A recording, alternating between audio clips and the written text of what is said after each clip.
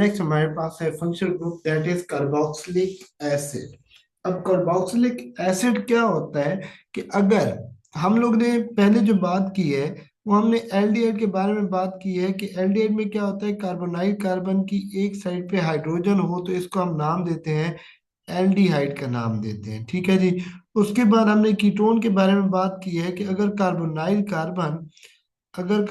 Carbon की दोनों साइडों पे कार्बन मौजूद हो तो इसको हम क्या नाम देते हैं, कीटोन का नाम देते हैं।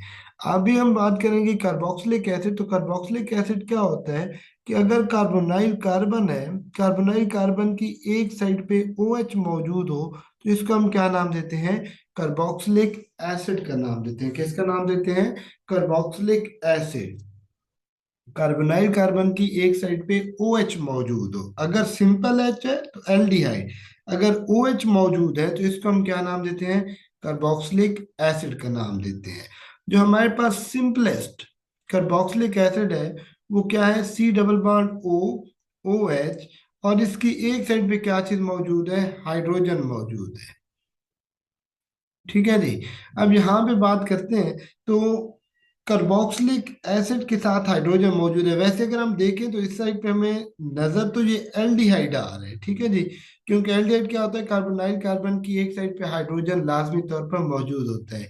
लेकिन जब दूसरी तरफ देखें जो येलो में लिखा हुआ है कि कार्बोनाइल कार्बन के साथ OH मौजूद हो तो हम प्रेफरेंस किसको देते हैं, हम OH को प्रेफरेंस देते हैं। तो हम कहते हैं कि यहाँ पर हमारे पास क्या चीज मौजूद है, कार्बोक्सिलिक एसिड ग्रुप मौजूद है।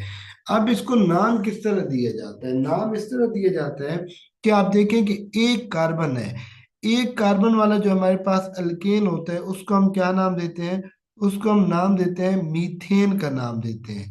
तो जब भी हम कार्बोक्सिलिक एसिड्स को नाम देते हैं हमने सिंपली करना क्या होता है कि अल्केन का जो हमारे पास ई होता है हम उसको रिमूव करके उसकी जगह पे क्या चीज लगा देंगे, उसकी जगह पे हम OIC लगा देंगे। क्या लगा देंगे, OIC।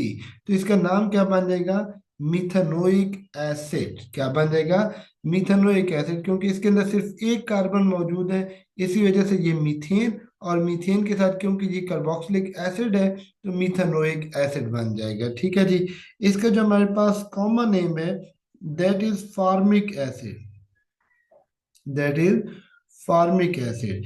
जब हम इनका फार्मूला लिखते हैं तो हम क्या लिखते हैं, H, उसके बाद हमने फंक्शन ग्रुप में क्या लगाना है, कार्बोक्सिलिक एसिड। जब हम मॉलिक्यूलर फार्मूला लिखते हैं तो कार्बोक्सिलिक एसिड को हम क्या लिखते हैं, COOH। तो ये हमारे पास क्या बन जाएगा, फार्मिक एसिड बन जाएगा। ठीक है जी। उसके बाद अगर हम इसकी एक और एग्जांपल को डिस्कस करते हैं तो वो हमारे पास क्या है, that is of two carbon atom. यानी कि आपके पास क्या है, आपके पास कार्बोक्सिलिक एसिड है C डबल बॉन्ड O, इसके साथ OH मौजूद है। इसके साथ अगर हम देखते हैं तो हमें एक और कार्बन मिल जाए, लगा देते हैं हम CH3 जी। तो ये हमारे पास एक और कार्बोक्सिलिक एसिड है। कार्बोक्सिलिक एसिड क्यों है, क्योंकि फंक्शन ग्रुप क्या है, C double bond O OH attach है। तो ये हमारे पास कार्बोक्सिलिक एसिड है। अब नाम कैसे देंगे कि यहाँ पर कितने कार्बन मौजूद हैं, 1 और 2।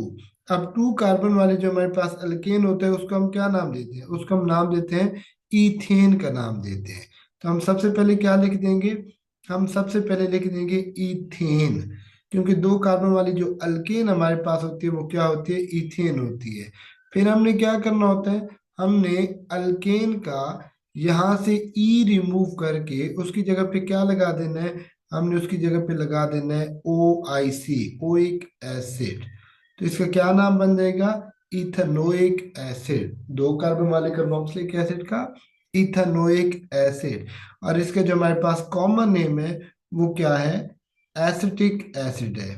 ये इसका कॉमन नेम है एसिटिक एसिड, जो कि किसके अंदर पाया जाता है, विनीगर के अंदर पाया जाता है। अच्छा जी। तो ये हो गया इसका नेम, इथेनोइक एसिड। एक और एग्जांपल ले लेते हैं, last and final example, that is of 3 carbon atom. यानी कि हमारे पास C डबल बॉन्ड O है, इसके साथ OH अटैच है, ये तो हो गया कार्बोक्सिलिक एसिड। अब इसके साथ क्या मौजूद है, अब इसके साथ अगर दो CH2 और एक तरफ से 2 कार्बन और मौजूद है, CH2CH3। अब हम इसको जब नाम देंगे तो सबसे पहले तो हम लोग क्या करेंगे, सबसे पहले हम लोगों ने number of carbon atom count करने हैं। ये हो गया 1, ये सेकंड कार्बन एटम हो गया और ये थर्ड। 3 कार्बन वाली हमारे पास जो अल्केन होती है वो क्या होती है, प्रोपेन होती है। तो हमने सिंपली करना क्या है कि प्रोपेन का यहाँ से ई रिमूव करके उसकी जगह पे क्या लगा देना है, उसकी जगह पे हमने लगा देना है OIC। तो इसका जो नाम बन जाएगा वो क्या बन जाएगा, प्रोपनोइक एसिड बन जाएगा। ठीक है जी। वैसे इसका जो हमारे पास कॉमन नेम है वो क्या है, प्रोपियोनिक एसिड है। प्रोपियोनिक एसिड इसका कॉमन नेम है, लेकिन आयुपैक नेम क्या है, प्रोपनोइक एसिड। अगर इनके मैं मॉलिक्यूलर फार्मूला की बात करता हूँ तो इथेनोइक एसिड का क्या बन जाएगा, CH3।